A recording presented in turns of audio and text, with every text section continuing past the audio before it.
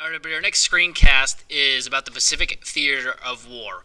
We are just about wrapping up the World War II unit at this point, so our learning outcomes for the Pacific Theater, you should be able to describe the turning points in the Pacific War, and secondly, describe the importance of islands like Iwo Jima and Okinawa to both the Japanese and to the Allies. So, Japan's empire, again, remember back to one of the other screencasts when we're talking about expansion of the Japanese empire, it is vastly larger than the German Empire. In terms of square miles, granted, a lot of it is ocean, but they have a huge territory. Hong Kong, French Indochina, which is basically Vietnam, Cambodia, and Laos. Burma, Thailand, much of China taking over there. The Dutch East Indies, Guam, Wake Island, the Solomon Islands, and even up as far as two Aleutian Islands in Alaska. The Philippines is one of the major early defeat for the Allies. General Douglas MacArthur, who gets called back into service by FDR, with 80,000 troops, are battling the Japanese for control of this area. He gets basically pushed all the way up to the Bataan Peninsula, and he wants to continue fighting. FDR actually gives him an order to pull out.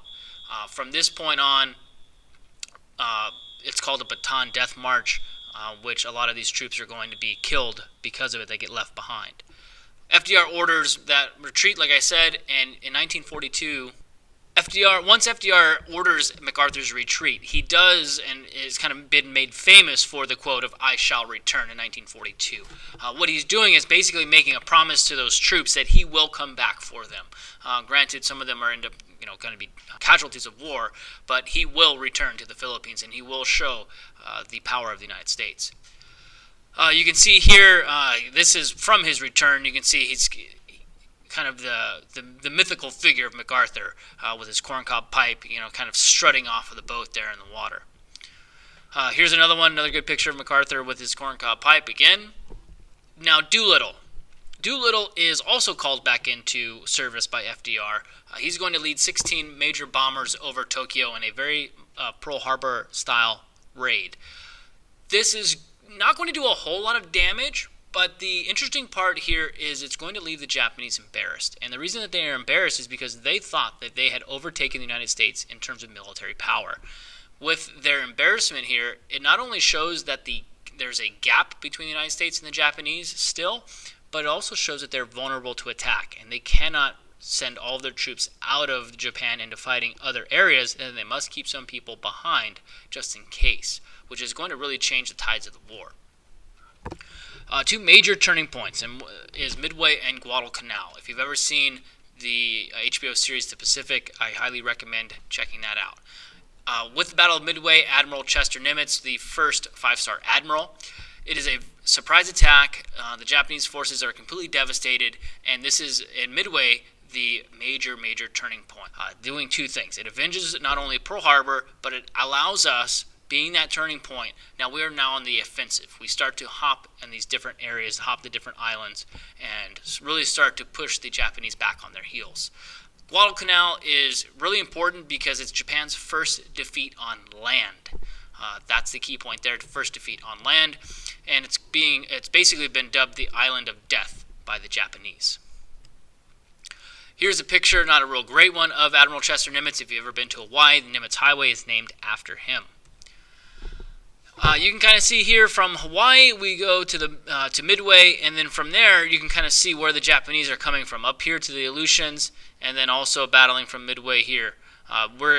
Once we hit Midway and then go down, we're going to start to take all of this area back.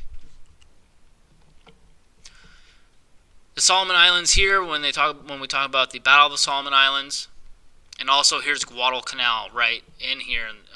It's basically down in this very small area. Iwo Jima 1945 Operation Detachment. You can kind of see the proximity to mainland Japan that Iwo Jima is. It is critical to the United States because it can be used as an air base, a refueling station, to run bombing raids from Iwo Jima all the way to Japan and back. It wasn't too far away. Okay.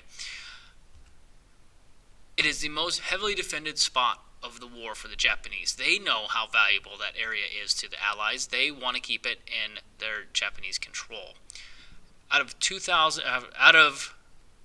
almost 21,000 Japanese troops, for 35 days, only about 200 of them survive. The Allied casualties is about 6,000 Marines, but 200 Japanese are going to survive. So if you're looking at it in terms of numbers, we definitely win this Battle of Iwo Jima. This picture right here has been made famous time and time again. However, this picture itself was not the first time the flag was raised. This was the second time the flag was raised. So they ended up taking the flag down. There's some people that say the flag wasn't big enough. Other people say the commander wanted the flag for himself, and then they ended up switching the flag out. So either way, this is also memorialized in Washington, D.C., if you haven't seen that memorial either. Here is the actual memorial there in Washington, D.C. I saw this at night. It was very incredible, very surreal to kind of be there and kind of, with the rain happening and when it was, to experience what this looked like at that point. Now, Okinawa is another one of these very important islands to the Japanese. They are, throughout the war, going to utilize kamikaze tactics. If they have been shot down, they're going to fly their plane directly into something. And they actually end up sinking 30 ships and killing about 5,000 men with these kamikaze attacks, killing approximately 7,600 total casualties at Okinawa. 110,000 Japanese are killed in action. So again, exponentially more Japanese killed in action than the Allies.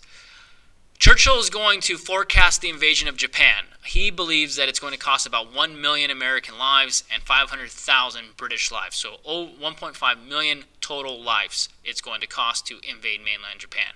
So now the question becomes, what do we do? Do we send these troops in and risk those lives, or do we find another option to try to end the war? So you have to kind of think, what is our next step? And obviously, hindsight being 2020, we know what that is. You can see here is a picture of where Okinawa is in proximity to Japan, so you can see why Okinawa would be important and also why Iwo Jima was important strategically for not just the Japanese but also for the Allies. Here's a couple pictures of some kamikazes that are flying into the ships. You can see the damage that it's doing. They're trying to put out the fire before the entire carrier sinks. Here's a picture of Okinawa, kind of the rallying point for the Allies. You can see all the ships out there. It's pretty incredible to see. The flamethrower was one of the weapons of choice for this type of fighting in the jungle. You can see the flamethrowers coming out of the tank. In my opinion, the Pacific Theater of War doesn't nearly get as much attention as it should. It was, in my estimation, harsher conditions than fighting in Europe with the humidity and just the type of climate and jungle that they were fighting in. So let's recap. You should be able to describe the turning points in the War in the Pacific. Again, the major turning point is Battle of Midway. Think about the military leadership that the United States has with MacArthur, Doolittle, and with Chester Nimitz. Vastly superior. And also, secondly here, describe the importance of islands like Iwo Jima and Okinawa to both the Japanese and the Allies. They are so close to mainland Japan that the Allies can use this as a base for bombings, for invasions, for anything like that. And the Japanese know this, so they're going to be heavily armed and heavily defended. And the worst two battles in the Pacific were Iwo Jima, followed by Okinawa. Okinawa actually overtakes the total number of deaths, of Japanese deaths. So if you have any questions, let me know. Send me an email. Thank you for watching. We'll see you next time. I'm out.